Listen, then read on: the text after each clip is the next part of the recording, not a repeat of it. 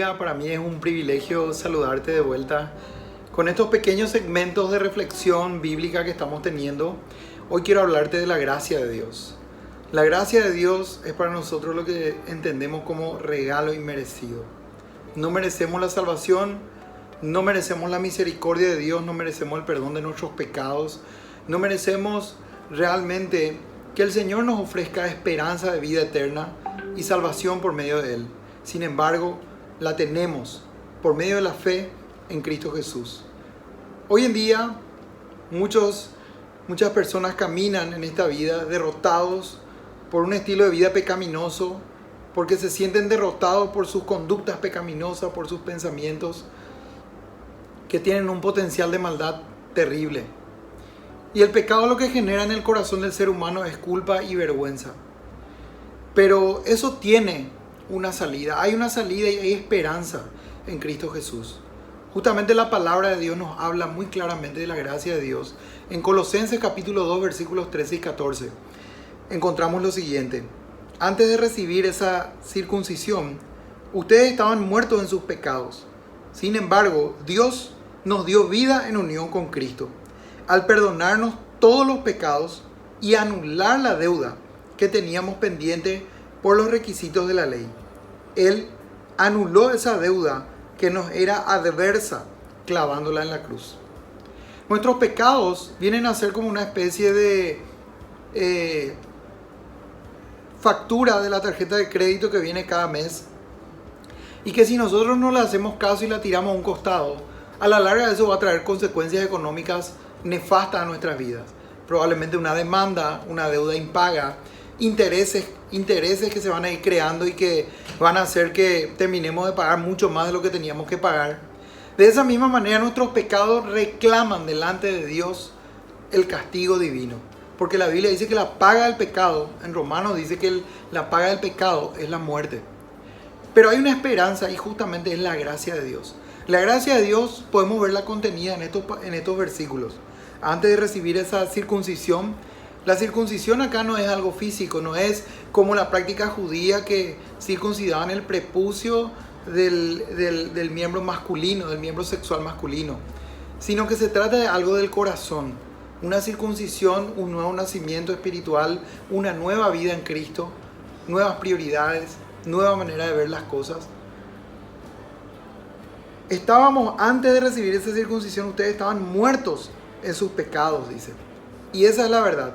Estar muerto espiritualmente significa no poder vivir acorde a la ley de Dios, a la ley moral, a los 10 mandamientos. Y la mayoría de nosotros, si somos bien sinceros, si somos bien genuinos, nos miramos como estando delante de un espejo y nos comparamos nuestra vida, nuestros pensamientos y incluso nuestras inclinaciones y tan solo nuestras tendencias de vida. Vamos a darnos cuenta claramente que nadie puede conformarse de manera natural a la ley moral de Dios, es decir, a los 10 mandamientos. Pero vino alguien, verdadero Dios y verdadero hombre, Jesucristo, quien sí lo hizo. Él vivió de manera perfecta y recibió el castigo que vos y yo merecemos. Y a eso se le llama gracia. Y lo que Dios espera de nosotros es que confiemos en Él, confiemos en esa gracia para recibir el perdón de nuestros pecados.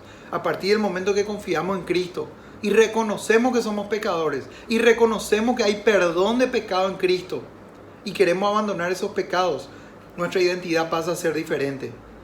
Pasamos de tener una orden, una deuda en contra nuestra, pasamos a tener libertad, pasamos a tener perdón, y la identidad es que somos amados, somos aceptados en Cristo. Continúa diciendo este pasaje: entonces antes estaban muertos en sus pecados. Sin embargo, Dios nos dio vida en unión con Cristo. Solo en unión con Cristo es que hay vida eterna, es que hay vida espiritual. Al perdonarnos todos los pecados y anular la deuda que teníamos pendiente por los requisitos de la ley. Los requisitos de la ley hacían que tengamos deudas. Pero hoy, aparte de la gracia perdonadora de Dios, también conocemos la gracia transformadora de Dios, que es la que nos ayuda con el poder para caminar en santidad, para caminar de una manera diferente a la que antes caminábamos. Antes caminábamos amando el pecado, amando las conductas pecaminosas y amando los placeres y deleites de este mundo. Hoy por la gracia transformadora, a medida que la creemos y la tomamos para nosotros, caminamos en una vida de adoración a Dios, en una vida para la gloria de Dios. Y justamente terminando dice que Cristo anuló esa deuda que nos era adversa clavándola en la cruz.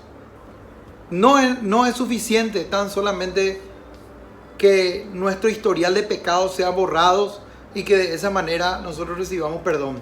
También es necesario recibir el poder de la gracia transformadora para caminar en una novedad de vida, en una vida diferente, en una vida que agrada a Dios. No perfecta probablemente, pero sí una vida que agrada a Dios. ¿Y cómo es eso? Eso se logra creyendo en esa gracia transformadora.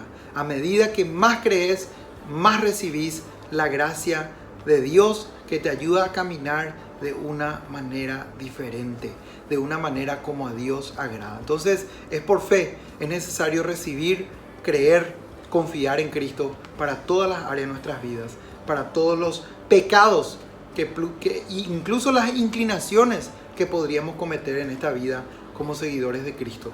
Animémonos a vivir una vida bajo esa gracia perdonadora y transformadora que nuestro Señor Jesucristo nos ofrece hoy. Que Dios te bendiga.